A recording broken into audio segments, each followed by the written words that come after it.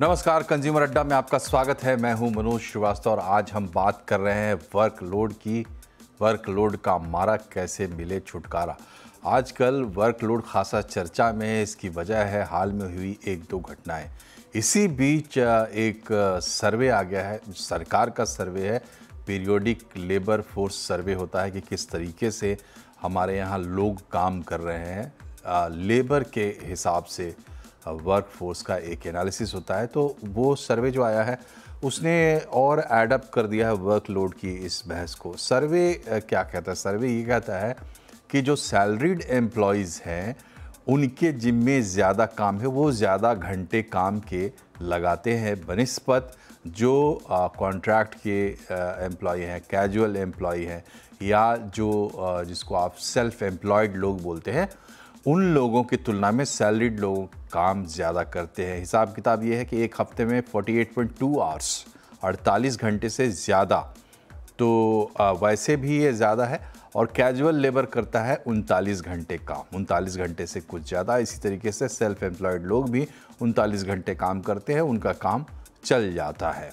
और ये ट्रेंड पिछले एक साल में लगातार, चूँकि ये लोग क्वार्टर ऑन क्वार्टर एनालाइज करते हैं, तो हर एक क्वार्टर में यही ट्रेंड देखने को मिल रहा है कि सैलरीड एम्प्लॉयज़ जो हैं उनके ज़िम्मे ज़्यादा काम है। तो जो वर्कलोड का जो मुद्दा उठ रहा था उसको इससे और बल मिलता है कि अगर सैलरीड एम्प्लॉयज़ ज़्यादा काम करें तो इसका मतलब ये है कि जो ऑर्गेनाइज सेक्टर में, बड़े बड़े कॉर्पोरेट्स में जो लोग काम कर रहे हैं, वहाँ परमानेंट एम्प्लॉयज़ हैं, उन पर वाकई वर्कलोड ज़्यादा है। ये सर्वे ऐसा कहता है। हालांकि इससे सभी लोग इत्तेफाक नहीं रखते, तो इसलिए बातचीत का ये विषय बनता है। इस पर हम बातचीत करेंगे। पहले अपने मेहमानों से आपका परिचय कराते हैं। हमारे साथ टॉनिक वर्ल्ड वाइड के को फाउंडर और chief strategy officer, chief creative officer Sudeep Balan है, और ग्लोबल हंट के एमडी सुनील गोयल हैं। टीम लीज एडटेक के सीईओ जयदीप केवल रमानी है। आप तीनों का बहुत बहुत स्वागत है। सुदीश, शुरुआत आपसे ही करते हैं जी। वर्कलोड जिसको हम कह रहे हैं, और हम बात कर रहे हैं टिपिकली कॉर्पोरेट कल्चर में, ऑर्गेनाइज सेक्टर में जो लोग सैलरीड एम्प्लॉयज़ हैं उनकी। जी। क्या हमारा वर्कलोड, हमारा वर्क कल्चर जैसे जैसे हम ग्रो कर रहे हैं वो ज़्यादा दबाव वाला हो रहा है या पहले से बेहतर हो रहा है? नहीं, हालांकि ये ज्यादा दबाव वाला हो रहा है आजकल। इसका मुख्य कारण ये है कि सब कुछ कॉम्पिटिटिव हो गया है, राइट। इंडिया में आप देखो, आबादी बढ़ती जा रही है, तो राइट फ्रॉम स्कूल, कॉलेज, हर जगह पे आपको बहुत ज्यादा मेहनत करना पड़ रहा है आपको कुछ भी हासिल करने के लिए। और वर्क में ऐसा हो गया, वर्क एटमॉस्फेयर, आप जितना ज्यादा ये आपको सिखाया जाता है कि आप जितना ज्यादा मेहनत करो उसका फल आपको बेहतर मिलेगा। हालांकि इसमें कोई सच नहीं है, और ये डेटा भी दिखाया हुआ है, डेटा से भी, कि ऐसा नहीं है कि आप एफर्ट ज्यादा डालो तो आपको बेनिफिट ज्यादा मिलेगा। इट इज आप जो कर रहे हो उससे कुछ आउटकम हो रहा है, उसके बेस पे आपको बेनिफिट मिलता है। बट जैसा आपने बोला, एक सैलरीड एम्प्लॉय को इट इज ऑलवेज कि उसको मेहनत दिखाना भी है कि वो मेहनत करते रह रहा है, बिकॉज अनलेस एंड अनटिल वो दिखाया नहीं जा रहा है वो एक अच्छा एम्प्लॉय नहीं माना जाता। That's the misconception. आउटपुट जो भी हो, आउटकम जो भी हो, उनको आउटपुट करते रहना पड़ रहा है। तो आजकल ये मैं इससे मानता हूं कि आजकल बहुत ज्यादा हो रहा है। लोगों का मेहनत ज्यादा एक्सपेक्ट किया जाता है लोगों से। जी, तो लोगों का मेहनत, ज़्यादा लोगों से मेहनत एक्सपेक्ट किया जाता है, और अगर ज़्यादा हासिल करना है तो ज़्यादा मेहनत करना पड़ेगा। जी। इसमें कोई रॉकेट साइंस नहीं है, जो जी। सीधे सीधे समझ में आने वाली बात है। जी। लेकिन सुनील जी, ये बताइए, क्या इतने सीधे सपाट से तरीके से ये फॉर्मूला अप्लाई होता है कि आप जो परफॉर्म करते हैं उसके बदले में सही तरीके से उसका असेसमेंट होता है, अप्रेजल होता है और आपको इनाम मिलता है? क्योंकि तनाव की सबसे बड़ी जो वजह अपेरेंटली दिखाई देती है कि लोग बढ़िया अप्रेजल चाहते हैं और इसके लिए वो काम करते हैं, फिर उनको नहीं मिलता है, तो ये वाकई उनके लिए एक आप कह सकते हैं डैमेजिंग तनाव बन जाता है। कल तक तनाव ये था अच्छा परफॉर्म करना है, अब तनाव ये है कि अच्छा परफॉर्म करने के बावजूद हासिल नहीं हो रहा है। मैं इसको दो तरीके में डिवाइड करता हूँ। एक तो होता है hours of work in the sense of कि कितने घंटे काम करना है, और दूसरा होता है कि आउटकम ऑफ द वर्क। और उसमें जो सबसे इम्पोर्टेंट चीज बिटवीन जो लाइन है उसके उसमें दूसरी वो आती है सबसे ज्यादा कि environment of the work.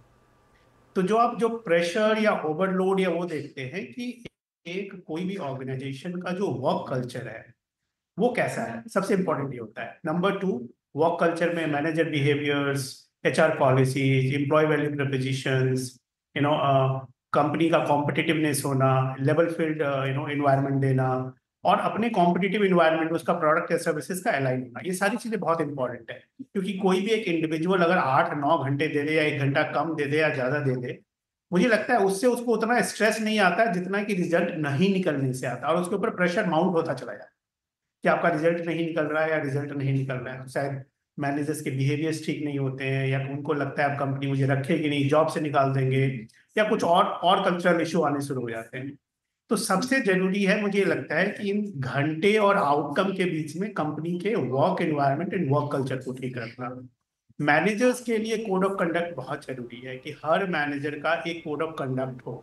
Work allocation से लेके आप अपने सबऑर्डिनेट्स या टीम मेंबर के साथ कैसे बिहेवियर करते हैं, आप अपनी चीजों को कैसे अलाइन करते हैं। और ऑर्गेनाइजेशन के लिए सबसे इंपॉर्टेंट है कि आपके प्रोडक्ट और सर्विसेज कॉम्पिटिटिव रहेगा, तभी आप अपने बड़े कॉम्पिटिटर से ज्यादा जा सकते हैं, नहीं तो नहीं जा सकते हैं। तो मुझे क्या लगता है कि जो थिन लाइन बिटवीन है, इसमें अगर हम सिर्फ घंटे से जोड़ दें कि 1 घंटा कम और 1 घंटा ज्यादा से, शायद वो थोड़ा अनफेयर होता है कहीं ना कहीं, क्योंकि घंटा वो बहुत बड़ी कंपनी है जिसका प्रोडक्ट अपने आप बिकता है, तो वहां तो सेल्स के बंदे को सेल्स करना ही नहीं पड़ता, वो तो प्रोडक्ट अपने आप बिक रहा है। और कोई नई कंपनी है वहां पे सेल्स ज्यादा करना है, तो वहां सेल्स कमीशन ज्यादा होता है, एफर्ट ज्यादा होते हैं, आउटपुट ज्यादा होता है। तो वो हर चीज है। तो यहाँ पे सबसे इंपॉर्टेंट चीज है कि work culture and work environment को लेके, तो मुझे लगता है कि अगर बिहेवियर एस्पेक्ट अच्छा है, सबसे पहली चीज है बिहेवियर एस्पेक्ट। बिहेवियर का मतलब एक इम्पैथी होना एम्प्लॉयमेंट में, पीपल के बीचों में, मैनेजर है, सबऑर्डिनेट है, सुपर मैनेजर्स है, ऑर्गेनाइजेशन है, हम सारे लोग ह्यूमन है, हमारी अलग अलग तरह की लाइफ में प्रायोरिटी चेंज होती रहती है, कभी बहुत अच्छी सिचुएशन होती है, कभी अच्छी सिचुएशन नहीं होती है। वो इम्पैथी सबसे ज्यादा जरूरी है वर्क कल्चर के लिए। दूसरी चीज है कि एक आउटपुट का रीजनेबल पैरामीटर्स होना, कि भाई कितना आउटपुट और कैसे आउटपुट निकलेगा। एक इंडिविजुअल को बोले कि नहीं हमने आपको छोड़ दिया, हमने आपको इतनी तनख्वाह दे दी, मुझे नहीं पता आप कैसे रिजल्ट लाओगे, ऐसे प्रैक्टिकली पॉसिबल नहीं होता, चाहे वो डायरेक्ट रेवेन्यू हो या इनडायरेक्ट रेवेन्यू हो या कंट्रीब्यूशन हो। तो इन सारी चीजों को जब तक एक एम्प्लॉय वैल्यू प्रोपोजिशन के हिसाब से और वर्क कल्चर के हिसाब से अलाइन नहीं किया जा सकता, तब तक ये प्रेशर माउंटेड रहेगा। मैं कह रहा हूँ 7 घंटे छोड़िए, 5 घंटे भी गुजारना मुश्किल होगा अगर मैनेजर का बिहेवियर अच्छा नहीं है। तो अगर वो किसी कंपनी के लिए आउटकम निकाल, अगर कोई इंडिविजुअल को ये लग रहा है कि I am not welcomed in my office, I am not welcomed on my work seat, वो कैसे काम करेगा? वो नहीं कर सकता। आते इधर से आते कोई कुछ बोल देगा, उधर से आते कोई कुछ बोल देगा, मीटिंग हो रही है तो उसको इतना सप्रेस कर दिया जाता है कि वो उसका दिमाग ही नहीं चलता है। तो ये सारी चीजें, छोटी छोटी जितनी चीजें होती है, मुझे ये मेजरली वर्क कल्चर से प्रेशर का रिलेशन है रादर देन वर्क आवर से। तो मुझे लगता है वहां पे वर्क करने की जरूरत है, सबसे ज्यादा जरूरी। जी, ये बात तो सभी लोग महसूस करते हैं कि जब हम काम की बात करते हैं, लोड की बात करते हैं, तो उसको घंटों में बांध के देखना शायद सही नहीं है, और घंटों का हिसाब किताब अलग होता है। इंसान अपनी इच्छा से ज़्यादा घंटे भी काम कर सकता है, और एक स्टैंडर्ड फिक्स है, 5 डेज़ वीक में 45 आवर्स आप काम करते हैं, 6 डेज़ में 48 आवर्स आप काम करते हैं। तो ये हिसाब किताब बहुत साफ़ है। लेकिन हमारे साथ जयदीप जी हैं, और ऐसे सेक्टर से हैं, चूँकि हम जो कुछ भी बात करते हैं उसमें मिलावट होती है, ट्रेडिशनल और नई हवा जो आ रही है उसको कैसे सेटल करेगी। लेकिन आप जिस सेक्टर को डील कर रहे हैं वो बिल्कुल फ्रेश सेक्टर है और बड़ा वाइब्रेंट सेक्टर है। ना तो वहाँ पे इन्वेस्टमेंट की मतलब पूंजी की कमी है, ना स्कोप की कमी है, और वहाँ पे हम देखते हैं कि हायरिंग होती है तो इस तरीके से होती है कि बिल्कुल जैसे आसमान पर बिठा देते हैं, और फिर पता चलता है कि अचानक फायरिंग का सीज़न आ गया और लोग जो है धड़ाधड़ हटाए जा रहे हैं। तो वहाँ पर वर्कलोड और वर्क कल्चर और सब कुछ जो है उसका बेस्ट एक्सपेरिमेंट हो रहा है। आप क्या कहते हैं? Manoj ji, first of all thank you. मुझे नहीं लगता एडटेक आइसोलेटेड है। हर ऑर्गेनाइजेशन, हर इंडस्ट्री एक ग्रोथ फेज के थ्रू गुजरती है, जिसमें कभी वर्कलोड ज्यादा होता है, कभी कम होता है, कभी स्टेबल पीरियड होते हैं। पर इसमें हमें 3 खास मुद्दों पे ध्यान देने की बहुत जरूरत है। सबसे पहले तो ये जो 2 घटनाएं हुई हैं बड़ी दुखद हैं, हमें इसको लाइटली नहीं लेना चाहिए। ये हम सबके लिए एक वेकअप कॉल है कि एक स्टेप बैक लेके इस पे इंट्रोस्पेक्शन होना चाहिए। अगर कुछ चीजें सही नहीं हैं, उसको सुधारने की जरूरत है। पर 3 चीजें हमको एकदम ख्याल रखनी है। एक वर्क लाइफ बैलेंस की बात होती है। जब आप वर्क और लाइफ की बैलेंस की बात करते हैं, तो आप जितना वर्क और लाइफ के बीच में आपको रिवॉर्ड्स जो चाहिए, उसके मुताबिक आप अपना बैलेंस खुद तय कीजिए। इसकी जिम्मेदारी आप ऑर्गेनाइजेशन पे कुछ हद तक डाल सकते हैं, क्योंकि एक कंप्लायंसेस हैं, पॉलिसीज हैं, प्रोसीजर्स हैं। बट एक इंडिविजुअल को अपनी चॉइस जानना बहुत जरूरी है। और इससे जुड़ी हुई चीज है मेंटल हेल्थ। आज काफी सारे इंडिविजुअल्स जो हैं, ये मेंटल हेल्थ की जो अपॉर्चुनिटी है पूरे इकोसिस्टम को लेवरेज करने की, वो नहीं कर पाते। वो सिर्फ खुद तक ही पूरा प्रेशर लेते हैं, इसमें अपने फ्रेंड्स, फैमिली, कॉलीग्स को इन्वॉल्व नहीं करते हैं।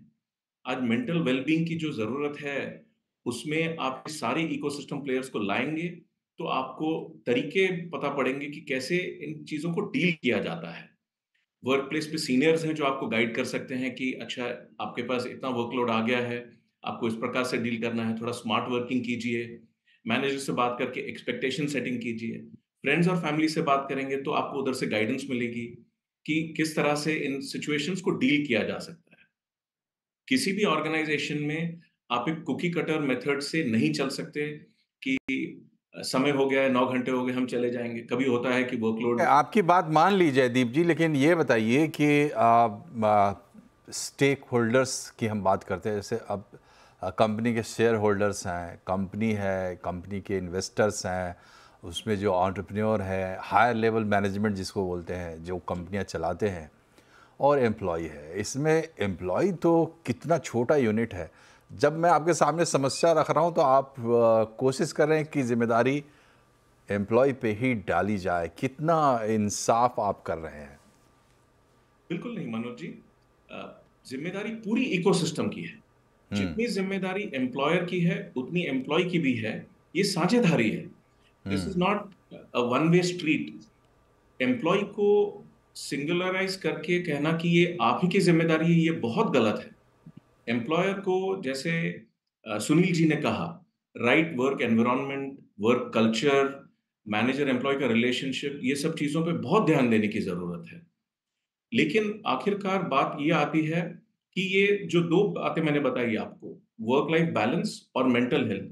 तीसरी चीज जो मैं आपको बताने जा रहा था, जो बहुत जरूरी है, ऑर्गेनाइजेशन में हर प्रकार के लोग की एक जगह होनी चाहिए। जिन्हें वर्क लाइफ बैलेंस एक पर्टिकुलर प्रोपोर्शन में चाहिए, उनकी भी जगह होनी चाहिए। जिनको चाहिए दूसरा टाइप का प्रोपोर्शन, उनकी भी जगह होनी चाहिए। और ऑर्गेनाइजेशन कभी भी एक मेजरमेंट स्टैंडर्ड से नहीं जा सकता कि सारे एम्प्लॉयज इस प्रकार से काम करेंगे, सारे एम्प्लॉयज का एक प्रकार का वर्क लाइफ बैलेंस होगा। ये जो फ्लेक्सिबिलिटी है, ये ऑर्गेनाइजेशंस की बहुत बड़ी जिम्मेदारी बनती है। जी, तो ये सही बात है कि सबको मिलजुल कर, ऐसा आप नहीं कर सकते, ना एम्प्लॉयर पे छोड़ सकते हैं, ना एम्प्लॉय पे छोड़ सकते हैं। और बेसिक एक फंडामेंटल बात है जिस पर आज की दुनिया चल रही है या जिस दिशा में बढ़ रही है, हमें नहीं भूलना चाहिए।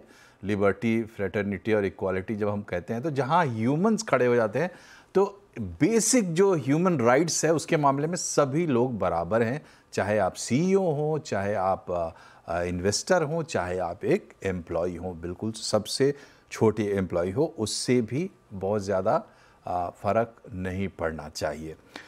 लेकिन यहाँ पे सुधीर जी, एक सवाल ये बनता है, लोगों के मन में बराबर आता है कि चलो ठीक है, हम काम के घंटे अलग कर देते हैं, काम के घंटे नहीं गिनते हैं, ऑफिस का जो एनवायरनमेंट है जिसकी हम बात कर रहे हैं कि उसको मिलजुल के बनाया जाए, ये कैसे बनेगा? ये इसकी शुरुआत कैसे होती है? एक अच्छा ऑर्गेनाइजेशन क्या होता है ये सब लोग जानते हैं, लेकिन बनेगा कैसे? इसमें पहल किसको करनी होती है?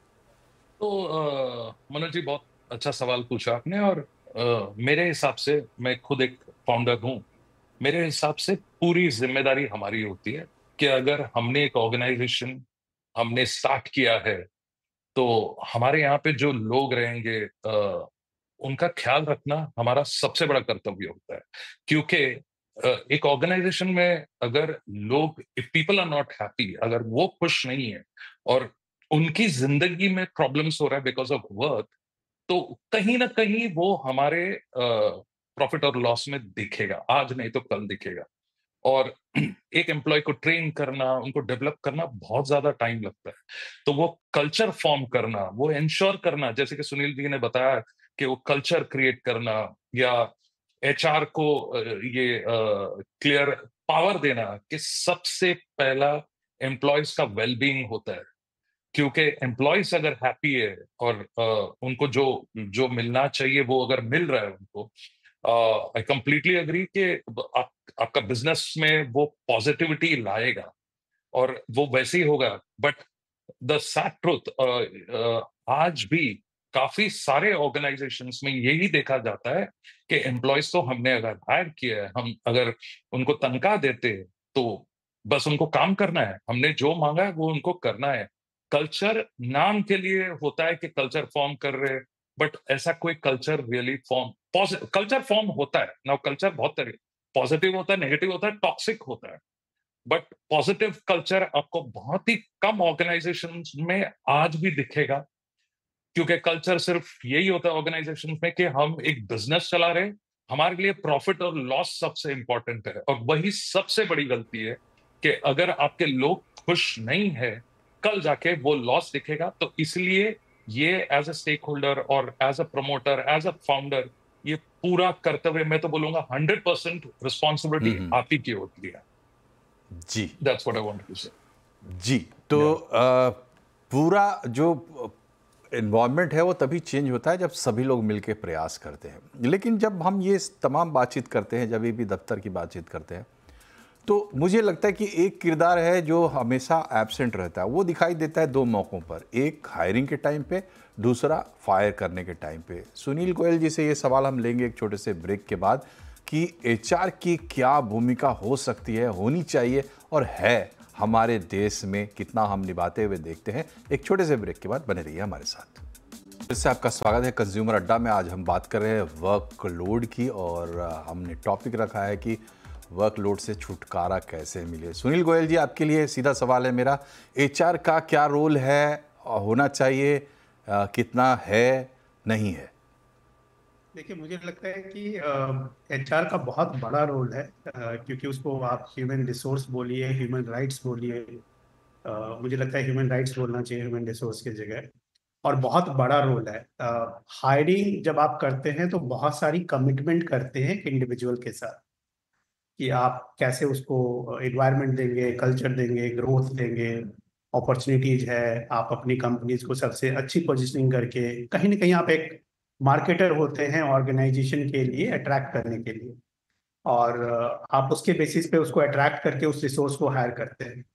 तो एक ह्यूमन रिसोर्स, एक पर्सन का या डिपार्टमेंट का रोल होता है be in the journey with the person or with the employee or with the resource in the whole company, till the time the person is there in the system, जब तक है वो। तो वो एक तरह से कहते हैं ना, वो एक शोल्डर होता है ऑर्गेनाइजेशन के अंदर में, कि भाई मुझे कुछ भी प्रॉब्लम है, किसी के साथ भी प्रॉब्लम हो सकती है, मुझे पीयर के साथ है, जूनियर के साथ है, सीनियर के साथ है, सुपर सीनियर के साथ है, मुझे काम में मजा नहीं आ रहा है, जॉब रोटेशन चाहिए, लोकेशन है, कुछ फिजिबिलिटी है। एक एक छोटी छोटी एरियाज में मुझे लगता है कि HR can play a vital role and should play a vital role.